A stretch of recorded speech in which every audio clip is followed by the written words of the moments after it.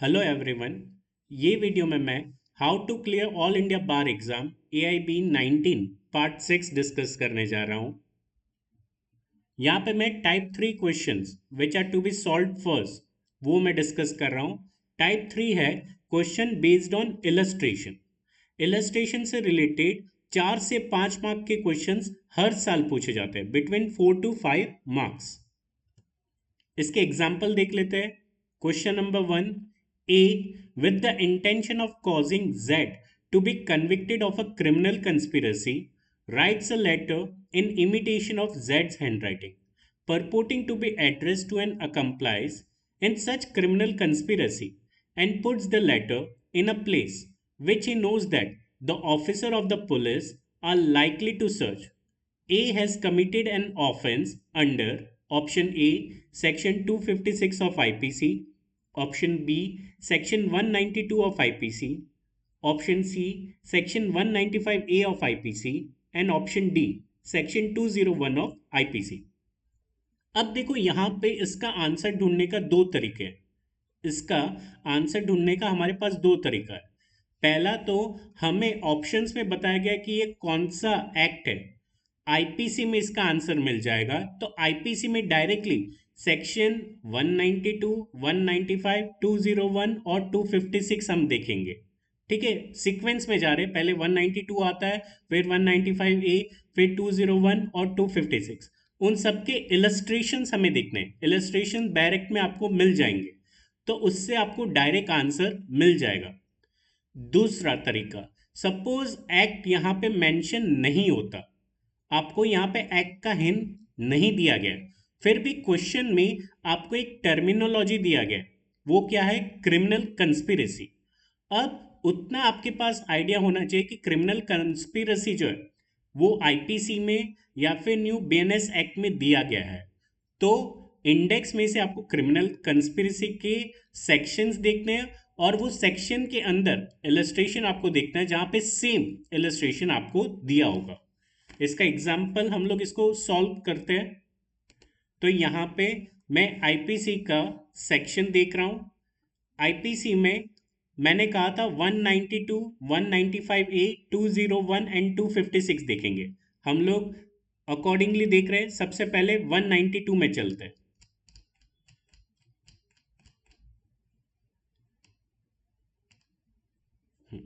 सबसे पहले हम लोग सेक्शन 192 में चलते हैं।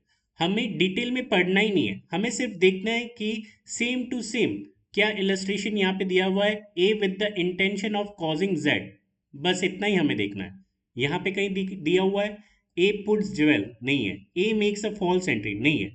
ए with the intention of causing Z to be convicted of a criminal conspiracy writes a letter in imitation of जेड्स handwriting purporting to be addressed on an accomplice in such criminal conspiracy and puts the letter in a place which he knew that the officer of the police are likely to search. A has fabricated false evidence.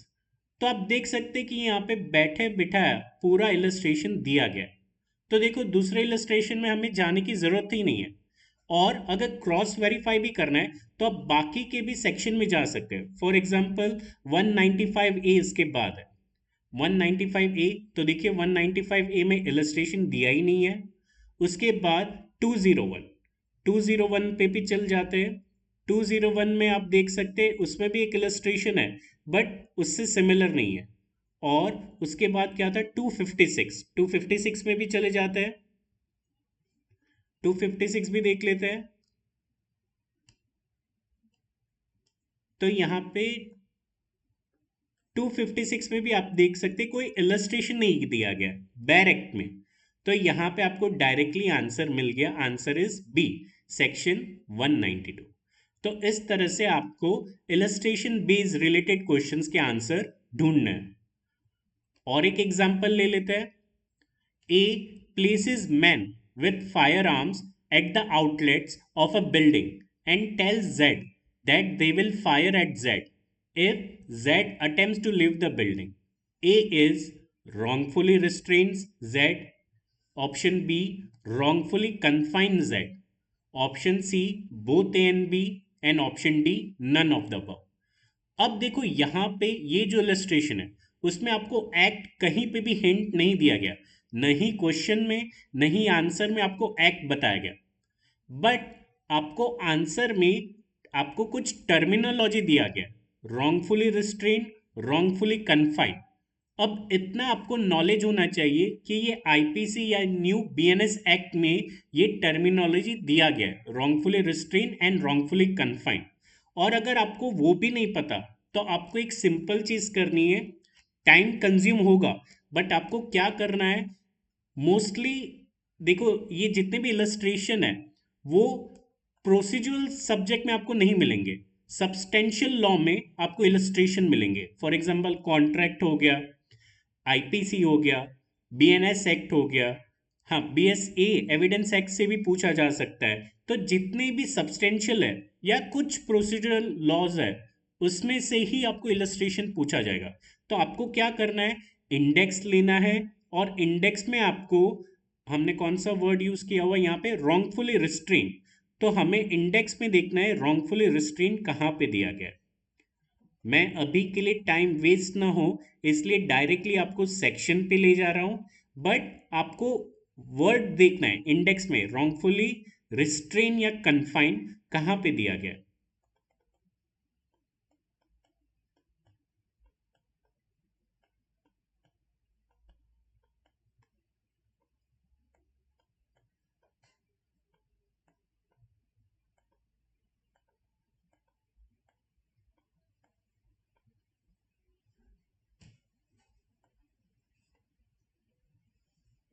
Sorry ऊपर चला गया है, wrongfully restrain.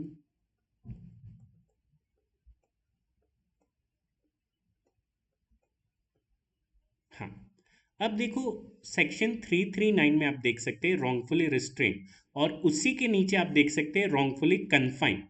अब देखो आपको index से ये terminologies मिल जाएंगे, और आपको फिर क्या करना है, डायरेक्ट उसी के सेक्शन में डायरेक्ट चले जाना है। अब पहले सेक्शन 339 पे आ जाते हैं।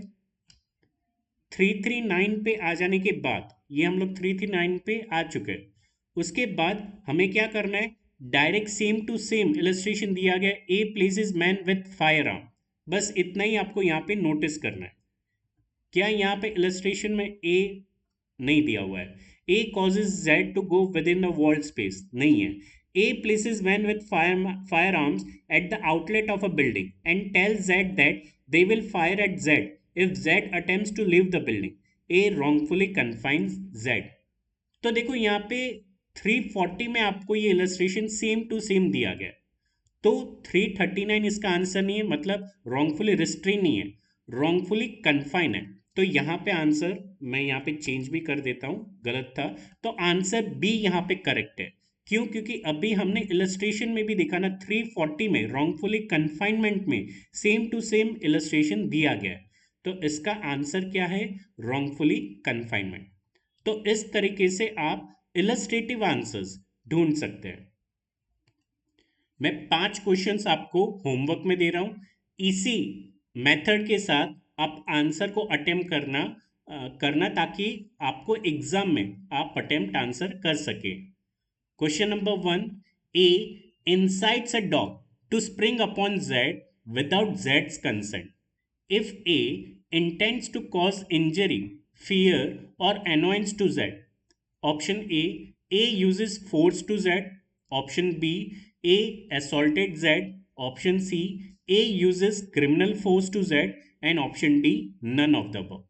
अब देखो यहाँ पे भी एक्ट आपको कहीं हिंट में नहीं दिया गया, ना तो क्वेश्चन में ना तो ऑप्शंस में, बट अगेन टर्मिनोलॉजीज दिए गए, force, assaulted, criminal force, again ये आईपीसी में आते हैं या बीएनएस एक्ट में।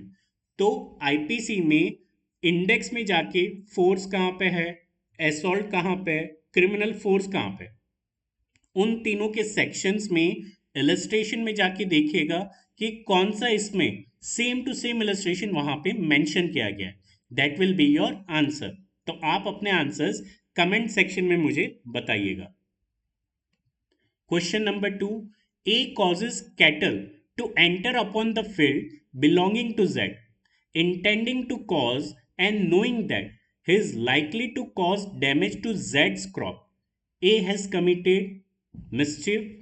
Option 2, criminal trespassing. Option C, criminal breach of trust. And option D, extortion.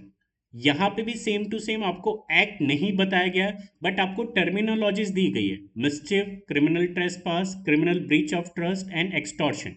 Again ये आईपीसी के टर्मिनोलॉजीज है, इंडेक्स में कौन से सेक्शन में ये दिए गए वो देख लीजिए, और उस सेक्शन में ये सेम टू सेम इलस्ट्रेशन कौन से ऑप्शन में फिट होता है ये आपको फाइंड आउट करना है।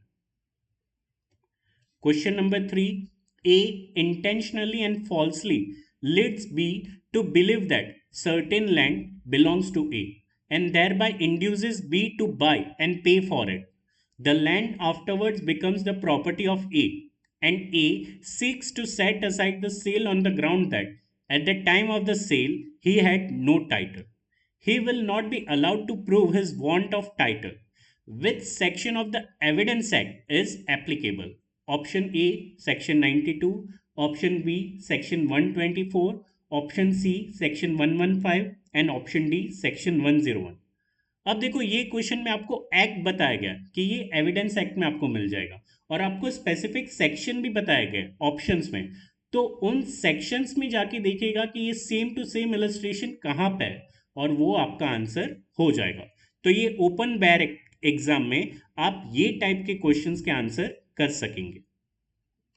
Question 4, the question is whether A owes B ₹10,000. Which of the following statements are relevant under Evidence Act? Option A, the fact that A asked C to lend him money. Option B, D said to C in A's presence and hearing, I advise you not to trust A, for he owns B 10,000 rupees. Option C, A went away without making any answer. And option D, all of the above. अब देखो ऐसे question में आपको act बताया गया, evidence act में आपको इसका आंसर मिल जाएगा, बट यहाँ पे कोई भी सेक्शन स्पेसिफाई नहीं किया हुआ है, तो ये क्वेश्चन आपको अटेम्प्ट तो करना है। क्यों? क्योंकि यहाँ पे आपको आंसर इसका मिल जाएगा, बट ये सबसे लास्ट में रखे गए ऐसे क्वेश्चन। क्यों? क्योंकि यहाँ पे आपका टाइम कंज्यूम होगा, आपको आंसर मिल जाएगा बट टाइम कंज्यूम होगा। तो जब आपके पास टाइम बच रहा है तब इंडियन एविडेंस एक्ट का बैरक लीजिएगा, हर एक सेक्शन के इलस्ट्रेशन देखेगा। देखिए मैक्सिमम सेक्शंस में इलस्ट्रेशन नहीं दिया जाता है, हर एक सेक्शन में इलस्ट्रेशन नहीं होगा, बट हर एक सेक्शन का इलस्ट्रेशन देखो जहाँ पे ये सेम टू सेम इलस्ट्रेशन है, यहाँ पे कोई भी पॉइंट्स उसमें है, वो आपका आंसर हो जाएगा।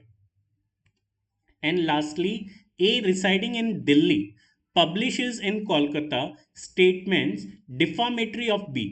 B may sue A. Option A, only in Delhi. Option B, only in Kolkata.